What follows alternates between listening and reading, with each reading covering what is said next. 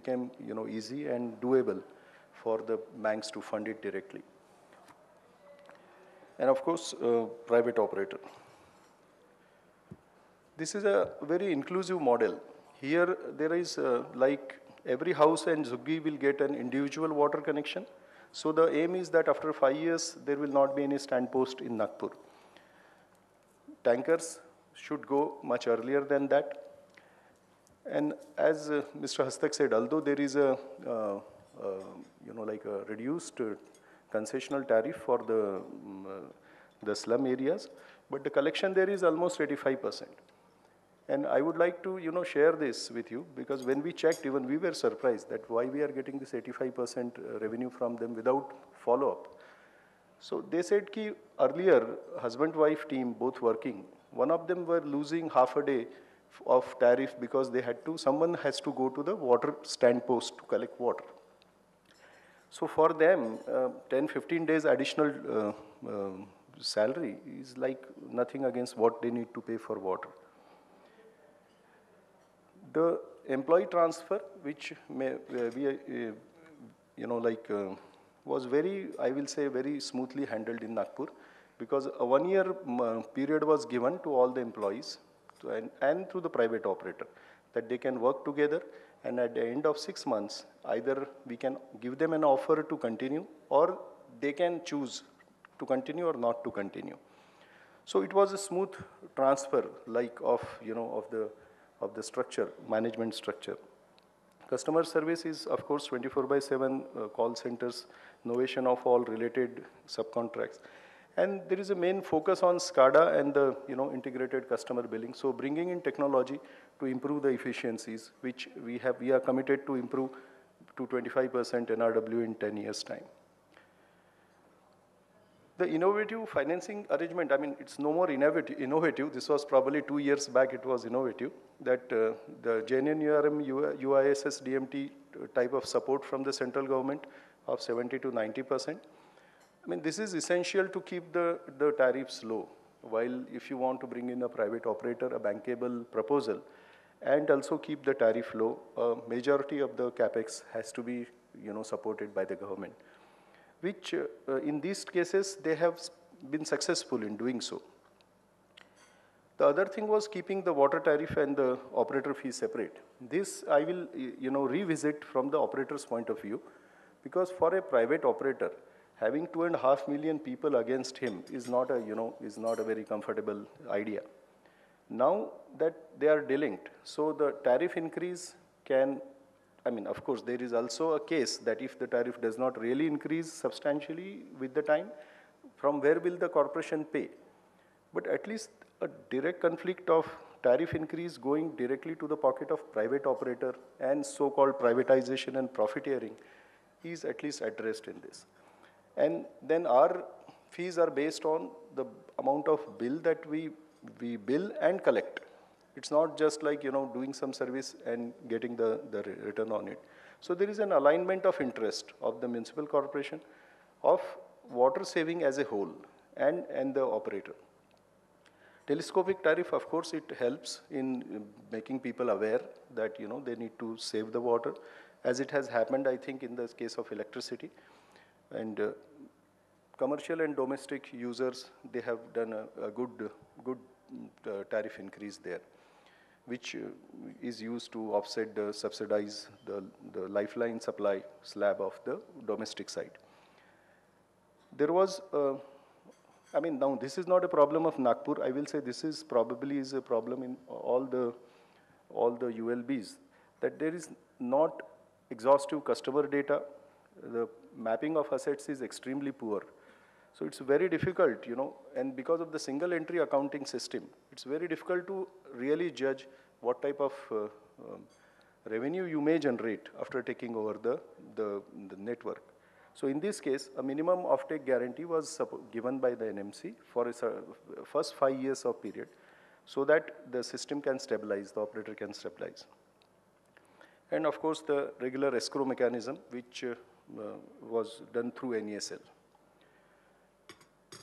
Coming to expectation from local bodies, a good transaction advisor always helps, because someone who has gone through and is from water field and knows the intricacies and the political.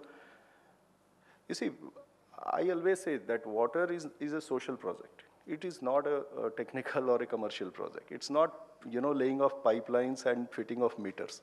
It is going into the home of 2.5 million people and going there every day to deliver water.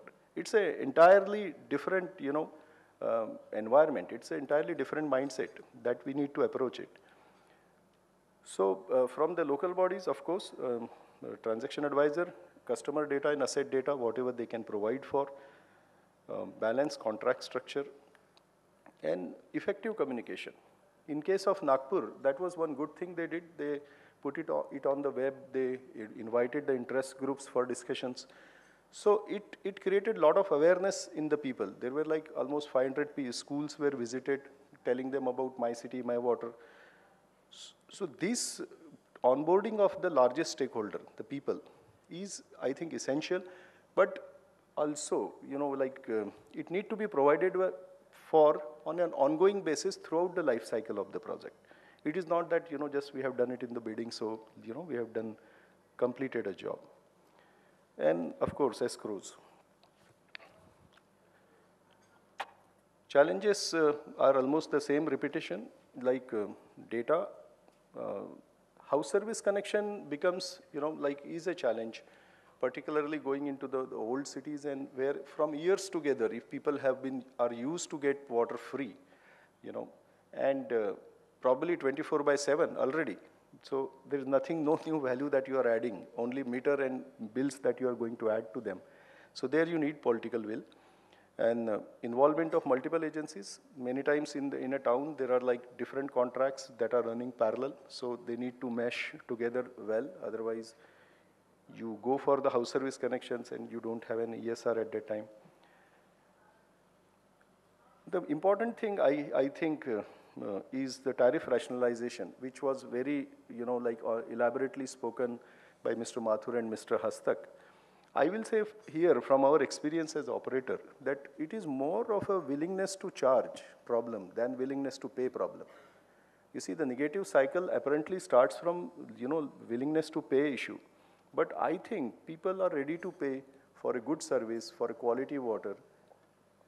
The fear is in the leadership mind, that if they charge more, then they will lose probably, some votes.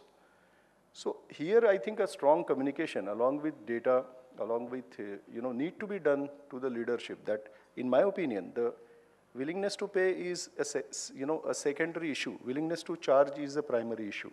And without doing that, ultimately, like Mr. Mathur said, how can it sustain? How can you just keep on, subsidizing or cross-subsidizing it from other ULB funds? And trust building exercise with people, which should be a part of the whole program, many times which is not. There is a World Bank report which has done an exhaustive comparison of 5 PPP projects in India in the water. As you can see, it is like a large range of 0.2 million to 2.5 million, with different type of models, investment, without investment, management contracts. It's a very good report, I think. And if we go through it, we realize that, we are like it's an evolving process. This PPP in water in India is like every day we are adding few more knowledge and something more to it. About the future, I will say we have a huge numbers in even the 50,000 plus cities. 983 towns exist, and we have a population of almost 29-30 crore. And going by the HPEC numbers, there is a potential for the investment of almost $45 billion in water and $34 billion in the wastewater. So I think there is definitely a future for water. PPP model, how it will succeed, is still an evolving case. But I think large towns and clusters of smaller towns will attract players like in Karnataka, and performance-linked PPP with a clear, transparent structure and enforceable financial penalties to the private operator should be the the basis for the contracts. That will ensure, that the private operator delivers. This is essential for this industry because you see, if there is a great trust deficit, particularly in water. So I always say we need to add the fourth P, the people into this PPP. Unless and until we onboard the largest stakeholder, the people, unless and until we define the roles that we, public as a government, as a policy maker, private as an efficiency improver and investment. But the last and the large thing is people who should do the communication and monitoring responsibility.